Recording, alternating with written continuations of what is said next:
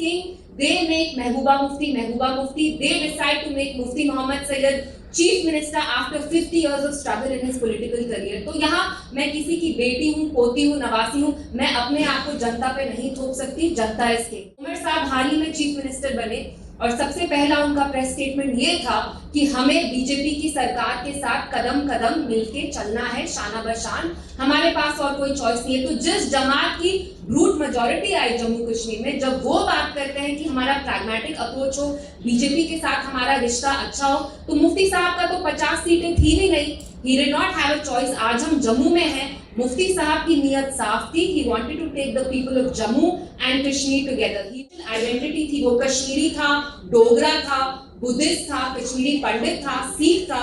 We were promised that our unique identity, this Kashmiriyat, would be preserved through Article 370 and 35A, which were constitutional guarantees। और आप यहाँ बहुत से नौजवान आए हुए थे, कुछ चले गए, कुछ दूर से थे। आपसे मैं ये जानना चाहूँगा कि भारतीय जनता पार्टी और पीडीपी का एक अलायंस होता है जिसमें मुफ्ती मोहम्मद सईद साहब सरकार बनाते हैं और फिर महबूबा मुफ्ती साहिबा भी सरकार उसमें बनाती है, और उसके बाद सियासी गलियारे में ये बात आम रही कि भारतीय जनता पार्टी को जम्मू और कश्मीर में सत्ता का रास्ता दिखाना ये पीडीपी ने किया, और उसके बाद भारतीय जनता पार्टी यहाँ पर ज्यादा मजबूत हुई जम्मू और कश्मीर में। अब इस वक्त जहाँ पे आप खड़ी हैं, आपके बहुत ज्यादा असेंबली में नुमाइंदगी नहीं है, आप सरकार का हिस्सा नहीं है, तो इस वक्त क्या आपको लगता है कि वो जो फैसला आपने किया था उस फैसले का जवाब जम्मू कश्मीर ने आपको दिया है?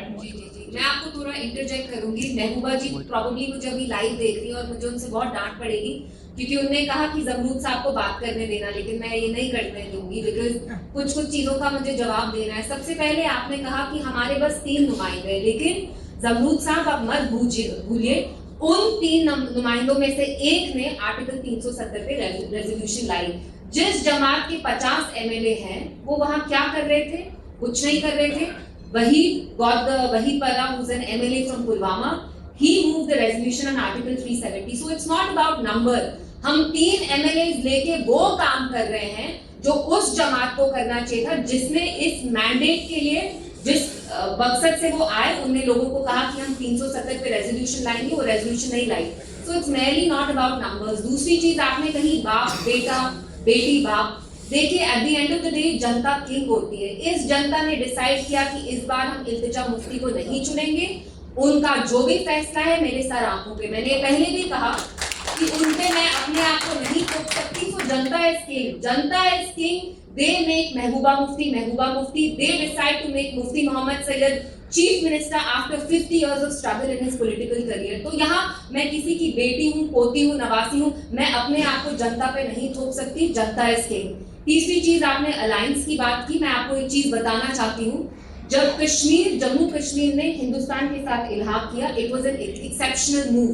Why was it an exceptional move? Because दूसरी साइड पे पाकिस्तान था, which was a Muslim majority theocratic state. The people of Jammu and Kashmir, being Muslim majority, could have easily gone with Pakistan, लेकिन हमने एक exceptional decision इसके लिया because we believed in the plurality, the foundational, secularism of this country। We thought this was Mahatma Gandhi's country। मुफ्ती साहब ने भी एक बहुत exceptional decision लिया जब उनने बीजेपी के साथ हाथ मिलाया। उमर साहब हाल ही में चीफ मिनिस्टर बने और सबसे पहला उनका प्रेस स्टेटमेंट ये था कि हमें बीजेपी की सरकार के साथ कदम कदम मिलके चलना है, शाना बशान, हमारे पास और कोई चॉइस नहीं है। तो जिस जमात की ब्रूट मेजॉरिटी आई जम्मू कश्मीर में, जब वो बात करते हैं कि हमारा प्रैग्मेटिक अप्रोच हो, बीजेपी के साथ हमारा रिश्ता अच्छा हो, तो मुफ्ती साहब का तो 50 सीटें थी भी नहीं। He did not have a choice। आज हम जम्मू में हैं, मुफ्ती साहब की नियत साफ थी। He wanted to take the people of Jammu and Kashmir together। He wanted कि रघुनाथ मंदिर जहाँ है Jammu, which is known as the city of temples, and Kashmir, which is known as ऋषिगढ़, पीरगढ़, हम दोनों एक साथ मिलके चले। अनफॉर्चुनेटली उसके नतीजे ठीक नहीं हुए, बट इंटेंशन उनका साफ था। जैसे जम्मू कश्मीर ने एक भरोसा रखा इंडिया में 50-60 साल पहले, वैसे मुफ्ती साहब ने सोचा कि this will be a government for the people. जैसे आपने मिसाल दी नेशनल कॉन्फ्रेंस की, लेकिन जब उमर अब्दुल्ला चीफ मिनिस्टर या फारूक अब्दुल्ला या नेशनल पीडीपी की और भारतीय जनता पार्टी की सरकार बनी थी, तो तब रियासत थी सरकार के पास अपने इख्तियारात थे। उमर अब्दुल्ला का ये कहना कि हम कदम से कदम मिला के चलेंगे बीजेपी के साथ। एक मिनट, जब उनकी ऑटोनॉमी रेजोल्यूशन को एल के अडवाणी और वाजपेयी साहब ने डस्टबिन में डाला तो तब भी हमारा स्पेशल स्टेटस था, तब भी हम स्टेट थे, फुल फ्लेज्ड स्टेट थे। They still went with the BJP. So I have to say that NC practices politics of convenience. They decided to ally with the NDA then, and their resolution for autonomy was trashed. So this is a very convenient excuse कि अब UT में है तो NC is helpless. Why are they helpless? Manifesto में तो उन्होंने कहा 200 unit electricity देंगे, यहाँ इतने नौजवान भेजे। आपको प्रॉमिस नहीं किया NC ने कि पहले आते ही एज रिलैक्सेशन करेंगे, रिजर्वेशन की रैशनलाइजेशन करेंगे। ये प्रॉमिसेस तो उन्होंने किए हैं। So it's very convenient to say कि हम यूटी हैं तो अब हमें बीजेपी के साथ अच्छे रिश्ते नाते रखने पड़ रहे हैं। This is no excuse. NC has always practised expediency.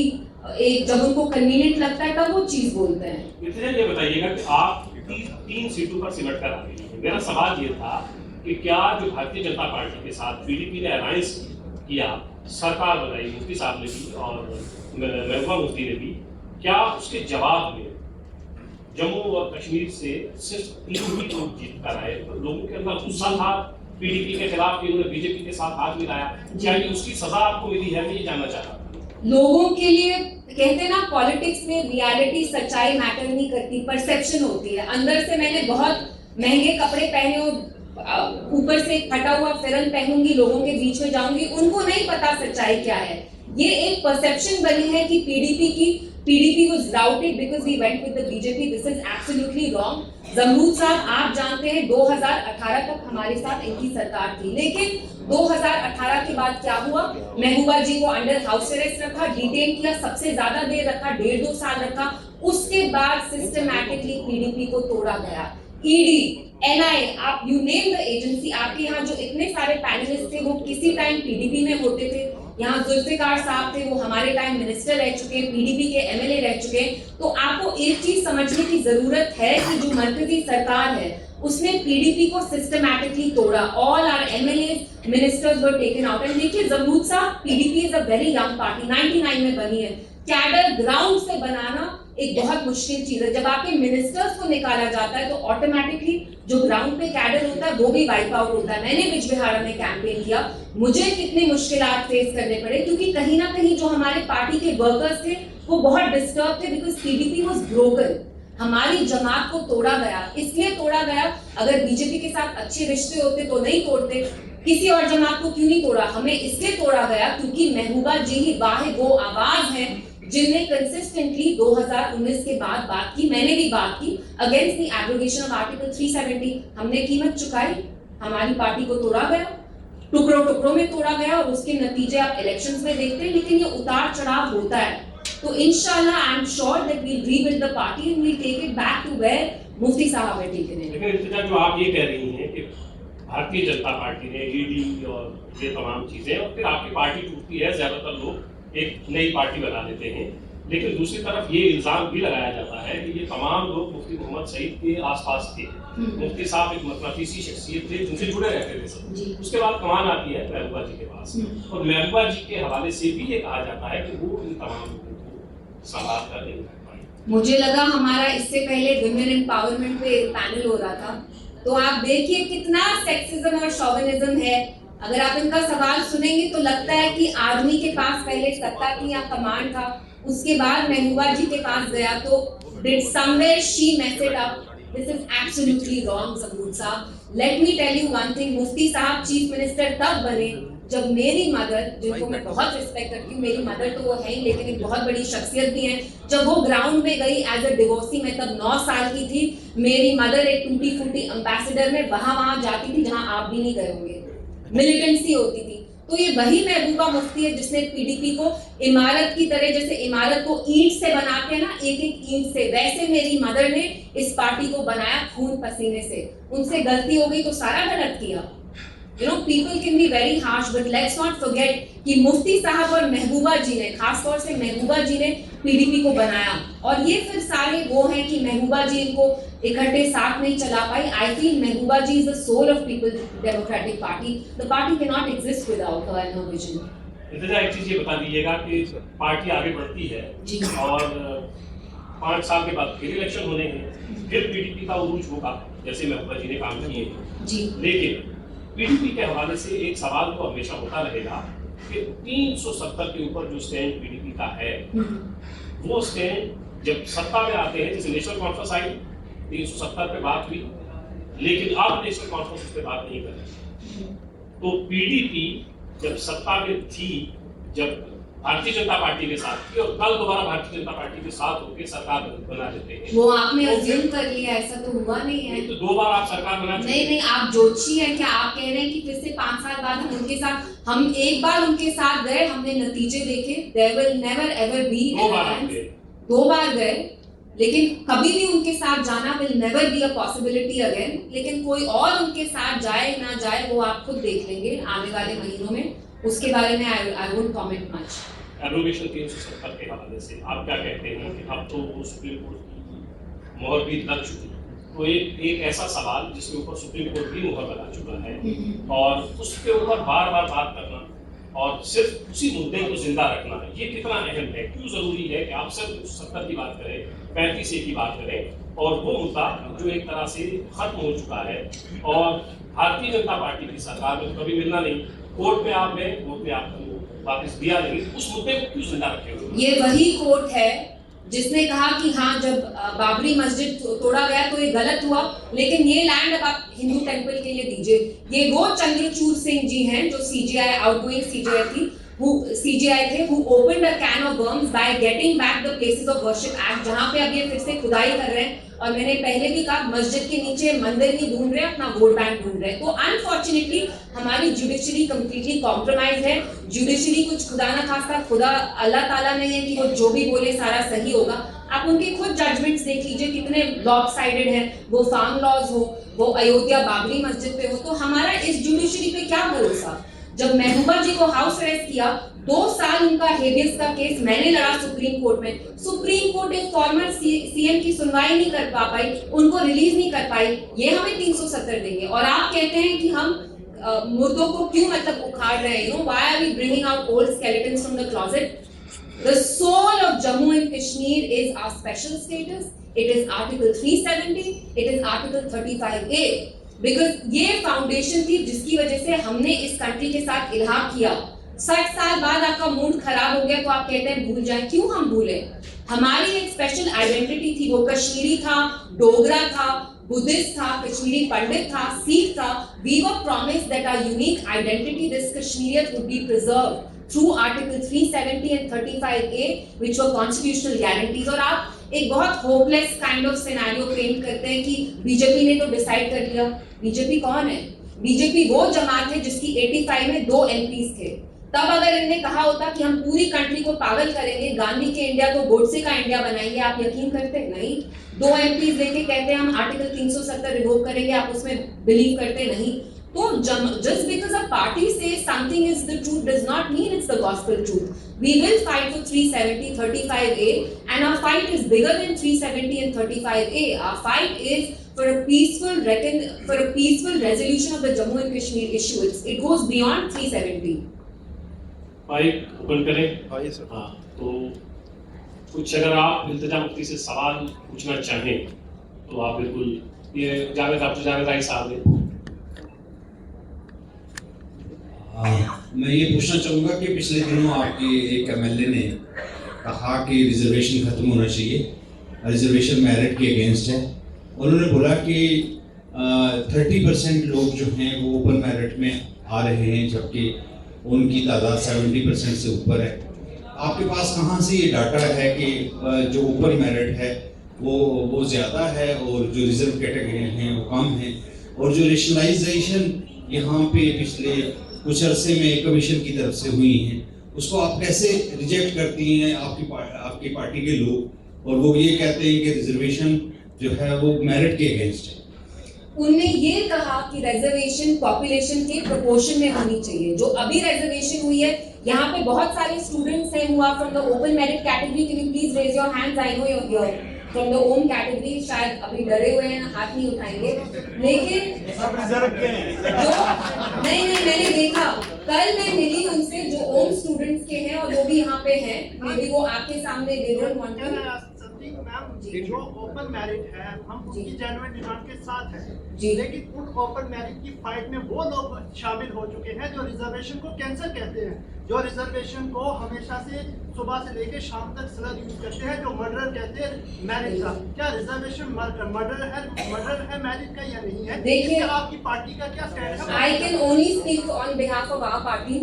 जिस जमात ने यहाँ पे कहा कि वो रैशनलाइजेशन ऑफ रिजर्वेशन करेंगे, जिनका नाम एनसी है, वो तो भाग गए, वो यहाँ सेशन में आए भी नहीं सुबह से, बिकॉज दे नो कि वो ना आपको उकसाना चाहते, ना आपको नाराज करना चाहते, ना ओपन मेरिट को। लेकिन मैं ये डंके की चोट पे कहती हूँ कि जो भी रिजर्वेशन होती है वो पॉपुलेशन के हिसाब से होनी चाहिए, and that is what I believe in. मैं नहीं चाहती हूँ कि ओपन मेरिट के students are against the SC STs, because unfortunately अब क्या हो रहा है, आपस में कम्युनिटीज अब बहुत लड़ रही है, which is very sad. We are for rationalization of reservation according to the population. It should not come at the cost of another community, is what we are saying. जी, मेरा सवाल है कि 370 की बात हो रही है, तो मैं 370 के रिलेटेड ही बात पूछूंगा। सपोज आप कल सत्ता में आते हैं, हुकूमत बनाते हैं, तो आप 370 के लिए क्या करेंगे? जो अभी कर रहे रेस्टोर करने की। जी जी। ये जो आज पहले भी करते थे, ये तो कस्टमरी आंसर है जो आज कर रहे हैं। ऐवान में जाके आप क्या करेंगे? वो सवाल। आई थिंक जो आप 370 का कह रहे हैं ऐसा कुछ नहीं है। देखिए, हमने रेजोल्यूशन भी लाई, so just despite the fact that we just had 3 MLAs, we got a very strong resolution, and like I said, our fight is not restricted to 370. मुफ्ती साहब और महबूबा जी की पॉलिटिक्स क्या रही है? जैसे हम अभी स्ट्रगल कर रहे हैं, जद्दोजहद कर रहे हैं, रेजोल्यूशन लाएंगे, सरकार से बात करेंगे, डायलॉग करेंगे, वो कम है क्या? वो मैं एनसी की ऑटोनॉमी की रेजोल्यूशन की बात कर रही थी, हमारी रेजोल्यूशन की बात नहीं कर रही थी। ऑटोनॉमी के बाद ही पीडीपी का वजूद आया जी जब वो रेजोल्यूशन जी। तो उसके मैं कह रहा हूँ, जब आप हुकूमत पकड़ेंगे तो आप एनसी के पैटर्न पे नहीं ना चलेंगे। Of course not. एनसी का तो जहां तक ताल्लुक है, वो 370 पे रेजोल्यूशन तक नहीं लाना चाहते थे। जब हमारे एमएलए ने रेजोल्यूशन लाई, जी नहीं, बिजनेस से बाहर नहीं sir, everything has a symbolic value. In Jammu and Kashmir I can just throw my hands up and say it's a UT, मेरे करने से कोई फर्क नहीं पड़ेगा। I feel that every effort that we make counts, and कल को इंशाल्लाह जब हमारी सरकार भी आएगी, दिस जद्दोजहद will continue. We will have a dialogue with, the government in Delhi as well, and we will take to the streets for sure. I think that there's no way forward except, peaceful protests for Article 370 for reinstating our special status. And मैं एक चीज बताना चाहती हूँ, 370 जाने के बाद यहाँ आप मुझे एक कम्युनिटी बताइए जिसको प्रॉब्लम नहीं हो रही। I don't know if you're a Kashmiri Pandit, I'm guessing you are, not sure. कल मैं जब्ती गई जमरूद साहब,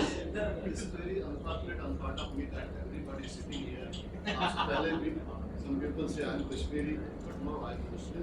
Okay. Okay. Okay. Nice to meet you.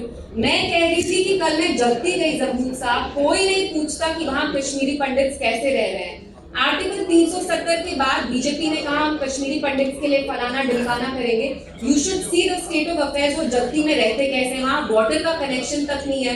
It's very sad. There's a lot of propaganda that's done against 370, but I strongly believe जब से 370 गया है, हम डेवलपमेंटल इंडाइसेस पे नीचे आ गए, और हमारा हर जो कम्युनिटी है, हर एक बंदा है, वो कश्मीरी पंडित हो, मुस्लिम हो, जम्मू में हम बैठे हैं, आपका बाजरी, आपका रेत बाहर से आके लोग ले रहे हैं, शराब के ठेके तक बाहर के लोग आके ले रहे हैं, जो यहाँ इमारतें बनती हैं, contract, everything is being outsource. इस पे कोई क्यों नहीं डिबेट करता है? ये होनी चाहिए, लेकिन उसकी बात आपने की जब्ती की, उस कॉलोनी की जहाँ कश्मीरी पंडित रहते हैं, वो आज इस हाल में नहीं है, तब भी उसी हाल में थी जब आपकी सरकार थी, जब मुफ्ती साहब की सरकार थी। मुफ्ती साहब ने वो बनवाया, लेकिन मरकजी सरकार ने अब से लेके अब तक है। नहीं, बट मरकजी सरकार talk so much about Pandits, you would imagine कि इन 6 सालों में जब से they are running the state of affairs in Jammu and Kashmir, इनको तो बहुत कुछ करना चाहिए था पंडित्स के लिए, क्यों नहीं कर रहे हैं? They have ample funds, they have ample resources eight there disposal. Rohingyas को तो ये तंग कर ही रहे हैं, लेकिन मीडिया इनसे ये सवाल क्यों नहीं पूछती है कि आप कश्मीरी पंडित्स को इतना क्यों why are they being marginalized so much? Can nothing be done for them economically, financially, socially? So it's all lip service. विवेक साहब, इंतजार जी, मेरा बड़ा छोटा सा सवाल है, 2 हिस्सों में बटा हुआ। पहला तो मैं इस चीज को कभी जस्टिफाई नहीं कर पाया कि 35A को कैसे जस्टिफाई करेंगे। अगर आप उसको कॉन्स्टिट्यूशनली रीड करें, फेमिनिज्म की तरफ से रीड करें, तो आप 35A में कोई, मेरी बेटी है वो दिल्ली में शादी कर लेती है, वो वापस आके अपने हकूक ले नहीं पाएगी unless until she is taking the help from the Honorable High Court। यहाँ बैठे हुए हैं शेख शकील साहब, इस चीज़ को करेक्ट करेंगे अगर मैं गलत हूँ।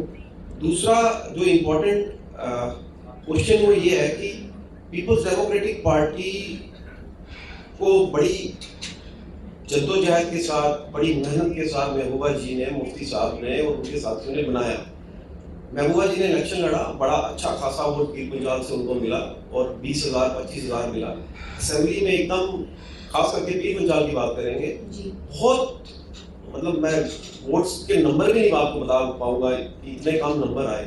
ये भूल कहाँ हुई कि लोगों को कंसल्ट नहीं किया गया, लोगों को आपने कैंडिडेट जो चुने, मतलब एक हैंडसम हवेली को छोड़ के जहाँ पे 8,000 प्लस वोट मिला है, मतलब, और दूसरा कमर साहब को छोड़ के, और yes, what are the specific reason which you as a young leader will share, and how can you justify 35A?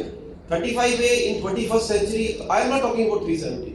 370 is a debatable issue. Let it आप be. प्रॉपर्टी का कह रहे हैं ना Yes. कि women have to forfeit that right. Yes, that is very discriminatory in nature, and I don't think that a progressive society can score 35. Let it be renamed as 36A, but 35A is not justifiable. Can I- And your last point, just for 20 seconds, the reservation which has been enshrined by the current dispensation to the Valmiki Samaj, to the Gorkha Samaj. See, they are working here from the 1930s. It is irony of the previous dispensation, including National Conference, PDP, whatever you name, that they had not given them the rights. Their children were not able to fill the form. This was given by the government. I am not praising the government. I'm sorry but you're wrong. अगर आप महबूबा जी का term देखेंगे as tenure, she was about to take this proposal Yes, to the I know. BJP. Yes. But then our government fell. So I'm sorry sir, your information is a little incorrect there. Yeah, I will say that I will give an iota of doubt and benefit to you, but it was not done. Or It wasn't done because the government fell. let it be like that. Okay, that is a very. And what about 35A? As far as 35A is concerned, I think you're talking about the discriminatory clause that women would forfeit the right अगर वो कहीं बाहर से शादी करती। लेकिन sir देखिए, law में अगर कुछ कमी हो तो इसके लिए भी हाई कोर्ट वाज मूव कि इट्स डिस्क्रिमिनेटरी। ये हम ट्वीक कर सकते थे, चेंज कर सकते थे, इसको फुली डिमोलिश तो नहीं करना था ना। 35A के साथ तो 370 भी था, जिसकी वजह से हमारे लैंड, रिसोर्सेज, जॉब सब बचे हुए थे। अब अगर आपको छोटा सा क्लॉज डिस्क्रिमिनेटरी लगा, वो हम ट्वीक कर सकते थे। We didn't have to demolish the whole structure because something in it was inherently wrong. I'm a woman at the end of the day.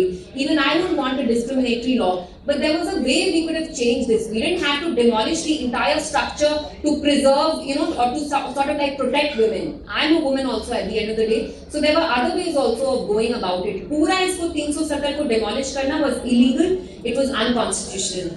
जहाँ तक PDP का परफॉर्मेंस का सवाल है in Rajouri Punch, I think overall our performance was not very good. But sir, you have to consider the fact that our party was completely splintered into pieces. हमारे जो भी MLAs थे, MPs थे, उन सबको पार्टी से निकाला, तो उसका इम्पैक्ट कहीं ना कहीं ग्राउंड पे जरूर पड़ा। वरना we would have gotten definitely more seats than 3.